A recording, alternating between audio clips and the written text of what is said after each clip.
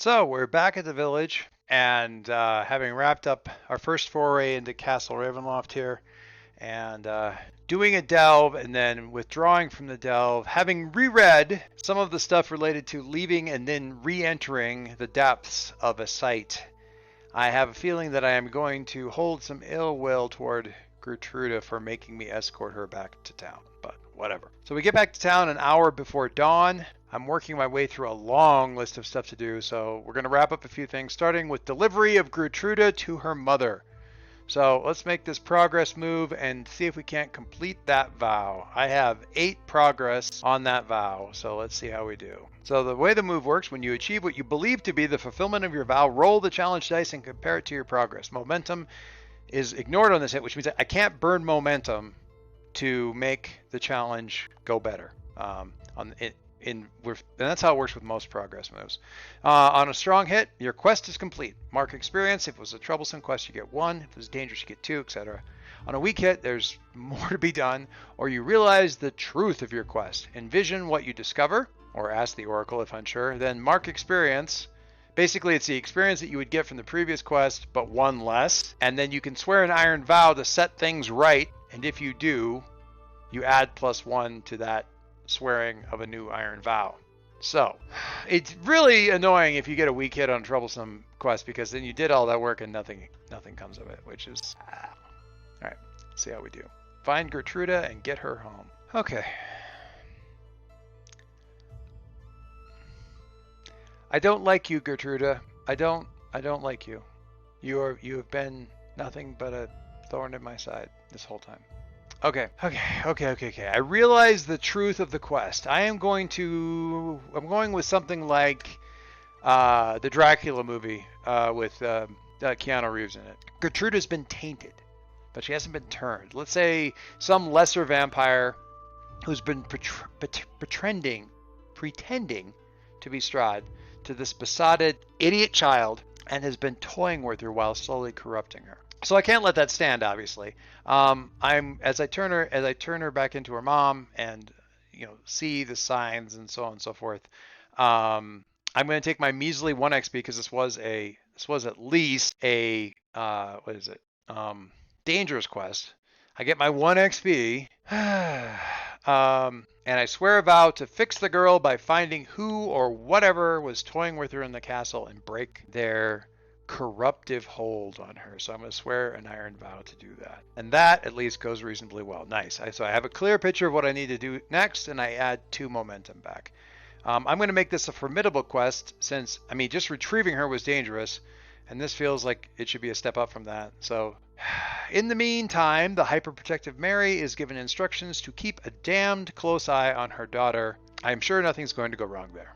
So then, quite exhausted, I return to the Chapel of Barovia and make the somewhat riskier attempt to conclude my quest of return the icon of Ameshti, to the hallowed ground of the chapel of the village of Barovia, which is sort of a halfway point quest for all the stuff that probably needs to happen with the icon of Ameshti that I found in the chapel. All right, nice. This was just a troublesome quest, so I get 1 more XP, and that brings me to 6 total, with 3 of them unspent after I got Ismark as a kinsman. So I've got a total of 6. I've spent 3. Now I know what I'd like to do with that XP. So after setting up both the icon and the holy symbol of Barovia in places of honor in the chapel, that's a pretty holy. They got some nice reinforcement there at the chapel, which is cool. I return to the icon of Ameshti, take out the flail, get on my knees, and begin a sort of impromptu vigil. For all that I am quite worn out and quite tired. I'm trying to forge a bond with this ancestral weapon of the Free Ward. And I get a 10. I'm telling you now, I get a 10 on my action dice. Are you kidding me? Okay. All right. Now this isn't technically as annoying as it seems at first, because there are 3 pretty easy responses here. I've got 10 momentum. No, wait, I can't reset. I can't reset the challenge dice. All right, never mind. I can't reset the challenge dice, because a 10 only resets the challenge dice that are lower than the momentum that I have. 10 is not lower, therefore I can't get rid of that stupid 10, so it doesn't do me any good. Forge a Bond move says, if you make this move after you have successfully fulfilled your vow to their benefit, you can re-roll any dice. I think returning the icon to the chapel counts for that, since the two items are linked in some way, which means I could re-roll the 10. I could just swear an iron vow to do something in alignment with the flail's wishes, call it the thing's destiny or whatever, and take the bond as a result. So my options are, I can't burn momentum, but I could forge, I could re-roll the 10 because I just fulfilled a vow related to this, or I can swear an iron vow to do something in alignment with the flail. And I'm going to go with option 3 here because I don't need a strong hit. The benefits for that do nothing for me because they, if I get a strong hit on forging a bond, it heals my momentum and my spirit, and they're both maxed out right now, so it doesn't do any good. I don't need a strong hit. I just need a medium hit. So I'll stay with the weak hit. I'll stay with the weak hit and just do the thing that's a consequence. Yeah. Okay. All right. All right. I'm not burning momentum for a strong hit because that only gets me back some of the momentum that I would just spend to get the strong hit. So I start off with a vow sworn, but not exactly sure how to drive the Kushida out of Barovia, which is what my vow is going to be. Drive the Kushida out of Barovia. Since I don't really know where they are, and I don't know what they're doing, and honestly, I'm still getting my head around the idea that they even exist. Deep breaths. So I've made a vow to do this. I've done my little vigil, swearing it. So swearing that vow to the flail and or the free wardens that have come before me lets me spend 3 experience points to pick up a new asset, which is, the asset is called Blade Bound. I think in this case it's Flail Bound, but you know, whatever. And here's what that asset looks like. So, Flail of the Heavens is the name of the item. Once you mark a bond with a kin blade, a sentient weapon imbued with the spirit of your ancestors. And I'm checking this. This is an interesting asset in that a lot of the assets default to, there's 3 options under most of the assets, and the first option is the one that's usually automatically checked. In this case, with Bladebound, that's not the case. You can pick which one you want to check. So I'm picking, because I think it's fucking creepy and I love it, when you gather information by listening to the whispers of your weapon, add +1 and take +1 momentum on the hit. Then endure stress, which is awful because it's freaking me out that the thing is whispering in my mind. I'm a little unclear on the endure stress thing. Like, I guess it hits me for 2. Anyway, I think it's neat. I'll figure out how it works later. But in any case, I've made a bond, and the weapon is now whispering to me in my mind. I mean, I want this when you enter the fray or draw the circle, which is a dual thing. While wielding this thing, add +1 and take +1 momentum on the hit. That's simple, but I mean, I'm going with the creepy. I mean, come on. Honestly, I'm really torn about which aspect to take first, but yeah. The first one is really useful. The second one is really fun and potentially horrible, so I'm going to have to go with that one first. I don't think of this as being a spirit in the weapon, but many spirits of past far wardens basically whispering advice and knowledge from the mace and generally just unnerving me and getting in my way. So obviously I need to end my vigil / vow swearing session by trying to get answers from the flail, because now I've opened this thing up. Specifically, I would like answers about the Kushida. So I'll drive them out, but how do I find them? I implore the whispering spirits of the far wardens that seem to surround me and fill the empty spaces of the chapel. Again, in this case, I am going to stick with my weak hit. Also, fuck you challenge dice, but that's fine.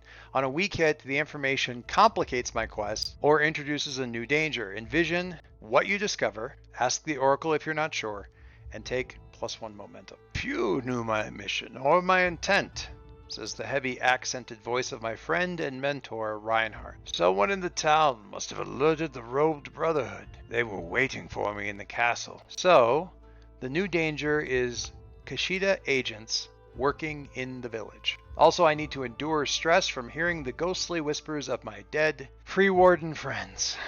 Awesome. For crying out loud. Okay. So the consequences of a miss is -1 momentum. Or I can burn 8 momentum to get a weak hit that does nothing for me. No thanks. I'm going to take the hit. I'll take the miss, rather. So that's me coming into the village strong. Pretty much maxed out on my numbers, but now I'm down in spirits and down in supply. I'm tired. I feel surrounded by my enemies. And I have to get back to that damned castle. On the upside, I have 2 new assets. I'm taking a nap. I mumble to Irina and Ismark. Don't let anyone stab me. Then I just collapse in a pew while the priest, looking somewhat bemused, just stares at the lot of us. All right, and that's where we stop. That's where I stopped. Not quite a year ago, but a long time ago. In my head, I wrapped up a little bit more than I thought I had, but this is a good place. Generally speaking, this is a pretty good place to be. So let's review this a little bit. I'm going to take a look. Let's take a look at where Brigida is right now. I'm going to get up my roll 20 here, and hopefully we can take a look at kind of where our Brigida is sitting. Now, this isn't going to fit particularly well on the screen here. I'm going to do a few little modifications and whatnot to make this look a little bit better next time. But for right now, okay, so right now with Brigida, my momentum is at a 10. My stats are as follows. I've got 3 ticks towards investigate or avenge the missing members of the Free Wardens, with the threat to that being the Kushida. I've got destroy the Devil's Strahd and free Barovia. Clear the vampiric taint from Garuda, which is a formidable that I haven't made any progress on yet. And also drive the Kushida out of Barovia, which I did get. It's formidable. I've made a little bit of progress on that by forming a bow with the weapon, and also getting an answer from Reinhardt about like what to do next, and the fact that there's people in the village that I need to look out about. And I've got a slot open for another quest, which is pretty cool. Under my assets, and this is what I wanted to get in here and talk about. I'm still honor bound. This is useful mostly when I turn the tide right now. When I turn the tide, envision how the vow gives me strength, and then when you make your move, add +2 instead of +1. So that's great. It's basically just for turn the tide. I'm solo, and I want if my fights get crazy, I kind of want to be able to deal with that. Shield bearer, when I face danger using a shield as cover, I add +1. That I already had. I had ironclad, which I haven't switched up to switching to heavily armored yet, although I might be doing that when I head back into the castle. What it lets me do is I'm encumbered, which is not a great condition to have. It's like being wounded or something like that. It's just a condition. If you go in here and look at your summary and go down here to various types of things here, encumbered is a debility, and it does stuff. It messes with some of my moves. So I'm not sure if I want to do that yet, but we'll see.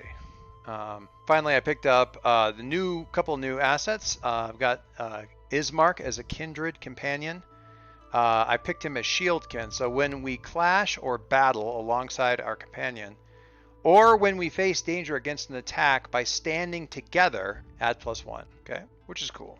Basically, he's useful, and he's particularly useful to me in a fight. One of the really common ones with the companions is the skilled one. You say what they're good at, and when you make a move outside of combat that falls within their expertise, you get a +1 because they're helping you. That's kind of what I did with Irina on that bonded thing. So kind of I was cheating, but I don't know, cheating. I was just doing it differently because I think it was cool. Anyway, and I have a bond with him too, so the bonded thing would actually be pretty helpful also. Finally, I've got the blade bound thing where I'm bound to the flail of the heavens, and for that one I picked the when you gather information by listening to the whispers of your kin blade, add +1, and take +2 momentum on the hit, and then endure stress. So that's where I am right now. This is everything I've already done. Everything I do from here out is going to be new stuff, and I'm going to be seeing.